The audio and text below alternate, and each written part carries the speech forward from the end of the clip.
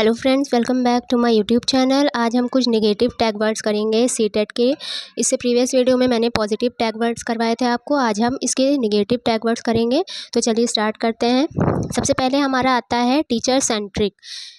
Teacher centric का मतलब क्या होता है? टीचर के इर्द गिर्द, मतलब टीचर ही सब कुछ करे, टीचर ही चैप्टर पढ़े, टीचर ही समझाए, टीचर ही डिक्टेट करे, और मतलब इसका मतलब है कि सब कुछ टीचर करे। तो ये हमारा बिल्कुल ही नेगेटिव पॉइंट आ जाता है, क्योंकि यहाँ पे क्या होता है, सीटेट या कोई भी हम जब भी एग्ज़ाम ऐसा देते हैं तो उसमें हम क्या देखते हैं, चाइल्ड सेंट्रिक हो चीज़ें। मतलब बच्चों के इर्द गिर्द घूमे, बच्चों को ही लेके हम बच्चों से एक्टिविटी कराए, बच्चों से एक्सरसाइज करवाए, वही रीड करे, फिर उनको हम समझाए। लेकिन यहाँ पे टीचर सेंट्रिक हमारा बिल्कुल ही नेगेटिव पॉइंट है। फिर आता है हमारा रोड मेमोराइजेशन। ये भी बिल्कुल हमारा नेगेटिव पॉइंट है। रोड मेमोराइजेशन के क्या होता है, मतलब रटना, किसी भी चीज़ को रटना। तो बच्चों को हमें कभी भी ये नहीं सिखाना है कि चीज़ों को रट लिए और आपका काम हो जाएगा। उन्हें हमको क्या करना चाहिए, चैप्टर अच्छे से समझाना चाहिए, या जो भी हम उन्हें कुछ भी प्रैक्टिस या कुछ भी करवा रहे हैं तो वो चीज़ उनको अच्छे से समझ आना चाहिए, ताकि वो अपने रियल लाइफ में उनको कनेक्ट कर सकें और चीज़ें अच्छे से याद रख सकें। ना कि उनको सिर्फ समय के लिए, उस टाइम तक के लिए रटवा देना और उनका काम बस मार्क्स के, हाँ मार्क्स आप लिए अच्छे हो जाएगा आपका काम। फिर आता है हमारा passive, no interaction from the students. Passive बिल्कुल ही नेगेटिव टैग वर्ड होता है। एक्टिव हमारा होता है पॉजिटिव टैग वर्ड। पैसिव में क्या होता है, बच्चों से कोई इंटरेक्शन नहीं करना, उनसे किसी भी तरह का सवाल नहीं पूछना, बस बच्चों को चैप्टर समझा देना और काम ख़त्म। तो ये हमारा बिल्कुल ही नेगेटिव टैग वर्ड हो जाएगा। फिर आता है हमारा standardize, treating all kids exactly the same. मतलब एक ही तरह से सारे बच्चों को ट्रीट करना, चाहे उन्हें चैप्टर समझ में आ रहा हो, चाहे उन्हें चीज़ें अच्छे से समझ में आ रही हो या ना आ रही हो, लेकिन हम क्या करेंगे, हम बस देखेंगे कि हाँ बच्चों को हमने चैप्टर करा दिया है, मेरा काम खत्म। तो ये बिल्कुल ही यहाँ पे क्या हो जाएगा, हमारा नेगेटिव टैग वर्ड। फिर आता है हमारा सेग्रीग्रेशन, सेपरेशन वीक स्टूडेंट्स। इसका क्या मतलब है, हम क्या करें कि जो है ना, जो वीक स्टूडेंट्स हों उनको हम अलग बैठा दे और जो स्मार्ट स्टूडेंट्स हों उनको अलग बैठा दे।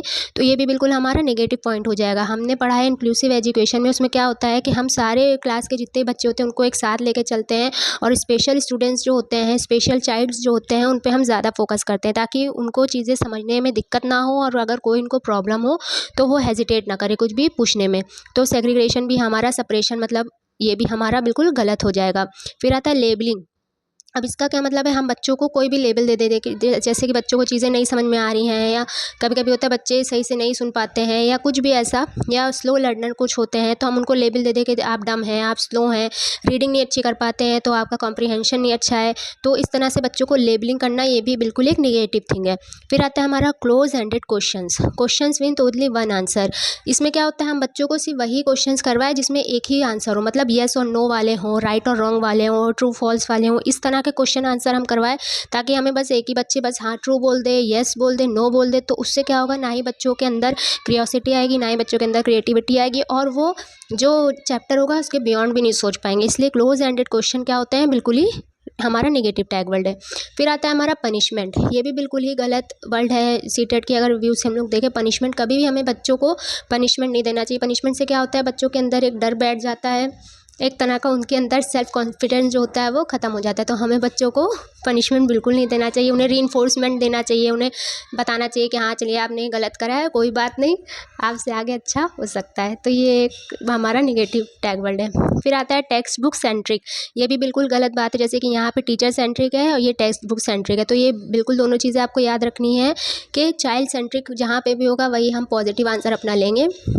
ये टेक्स्ट बुक मतलब बुक से ही सिर्फ रिले करना, बुक से ही पढ़ाना, बुक से ही समझाना, जो रियल वर्ल्ड है उससे उन्हें ना कनेक्ट करना, या बच्चों की जो पिछली नॉलेज है, प्रियर नॉलेज है, उससे उनको कनेक्ट करना, तो ये सब बिल्कुल यहाँ पे ये गलत हो जाएगा। टेक्स्ट बुक हमें क्या करना चाहिए, बच्चों को उनके रियल एक्सपीरियंस जो है उसको उन्हें बताना चाहिए कि हाँ, रियल एग्जाम्पल्स दे के उनको समझाना चाहिए चैप्टर या जो भी चीज़ हम उनको बताना चाहते हैं वो, तो उन्हें चीज़ें अच्छे से समझ में आएंगी।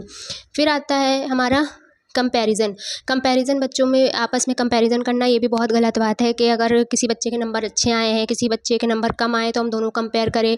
तो उससे क्या होता है कि बच्चों के अंदर एक सेल्फ कॉन्फिडेंस जो होता है वो कम हो जाता है, और उससे बच्चों की पढ़ाई पे भी असर पड़ता है, और उनके फ्यूचर लाइफ जो होती है उस पर भी काफ़ी असर पड़ता है।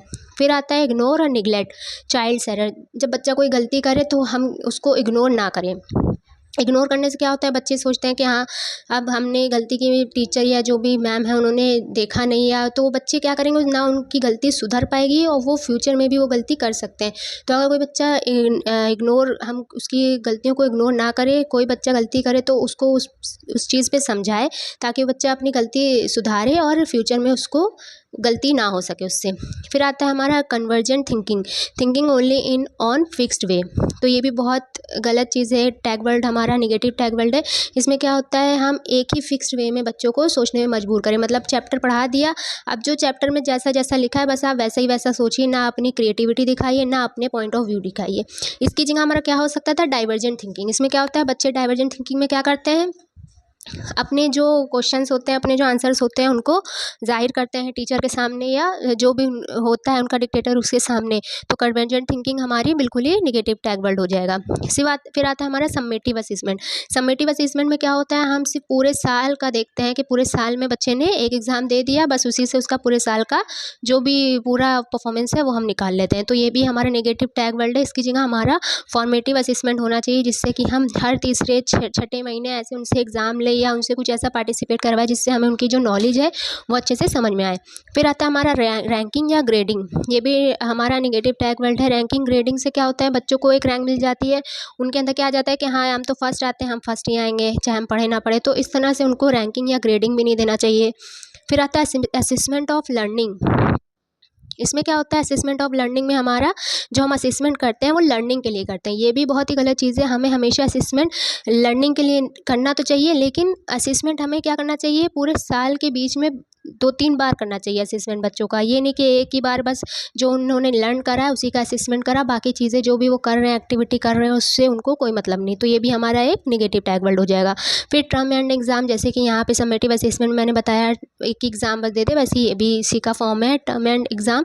इसमें भी क्या होता है, बच्चों को सिर्फ एक ही एग्ज़ाम के थ्रू उनकी जितनी भी नॉलेज है उसको क्या करना, हम वो कर ले, अज्यूम कर ले कि हाँ उन्होंने इस पेपर में या इस उसमें गलत करा है तो उनको नहीं आती ये चीज़ें, या अच्छा करा है तो उनको आ गई ये चीज़ें। फिर आता है हमारा मार्क्स स्कोर्स ओनली। सिर्फ जो मार्क्स हैं उनके या स्कोर्स हैं वही उन्हीं से उनको जज करना, ये भी बहुत गलत चीज़ है। फिर आता है हमारा रिपोर्ट कार्ड ओनली। सिर्फ रिपोर्ट कार्ड देख कर ही बच्चे को अज्यूम कर लेना, बच्चों की जो भी क्रिएटिविटी उसको अज्यूम कर लेना, क्योंकि कुछ बच्चे क्रिएटिविटी में अच्छे होते हैं, कुछ एक्टिविटी में अच्छे होते हैं, कुछ पढ़ाई में अच्छे होते हैं। तो सारी चीज़ें तो हम रिपोर्ट कार्ड पे दिखा नहीं सकते, तो इसलिए ये भी एक हमारा नेगेटिव टैग वर्ड है। अब आता है लीनियर स्ट्रेट लाइन। बस एक सीधे तरह से पढ़ा देना कि हाँ चैप्टर पढ़ा दिया, क्वेश्चन आंसर करा दिया, सेकंड चैप्टर पढ़ा दिया, तो उससे भी क्या होता है, एक बच्चों का एक पैटर्न मिल जाता है कि हाँ हमें तो बस सीधा सीधा चलना है, सीधा सीधा पढ़ना है और बस एग्ज़ाम देना है। तो ये भी क्या है, गलत चीज़ है हमारे सीटेट के एग्ज़ाम के पॉइंट ऑफ व्यू से। फिर आता है हमारा यूनिफॉर्म, सेम फॉर ऑल। ये भी एकदम गलत है हमारे। ये भी एक टैग वर्ड है। यूनिफॉर्म हर बच्चे के लिए सेम चीज़ नहीं हो सकती, क्योंकि कुछ बच्चे पढ़ाई में अच्छे होते हैं, कुछ बच्चे एक्टिविटी में अच्छे होते हैं, उनकी किसी की क्रिएटिविटी अच्छी होती है। तो हमें हर पूरा होलिस्टिक डेवलपमेंट जो होता है बच्चों का वो देखना रहता है, ना कि सिर्फ एक ही तरह से हम सारे बच्चों को देखें कि हाँ पढ़ाई में नहीं अच्छे हैं तो मतलब किसी चीज़ में नहीं अच्छे हैं।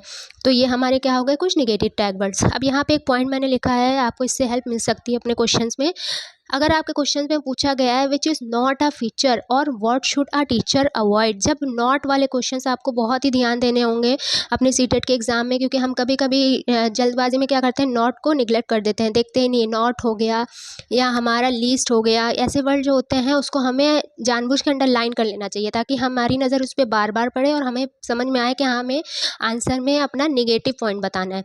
तो जब भी आपके आंसर में ऐसा कुछ लिखा हो तो आप हमेशा निगेटिव ही वर्ड ढूंढें, पॉजिटिव वर्ड ना ढूंढें, क्योंकि आपका फिर वो आंसर गलत हो जाएगा।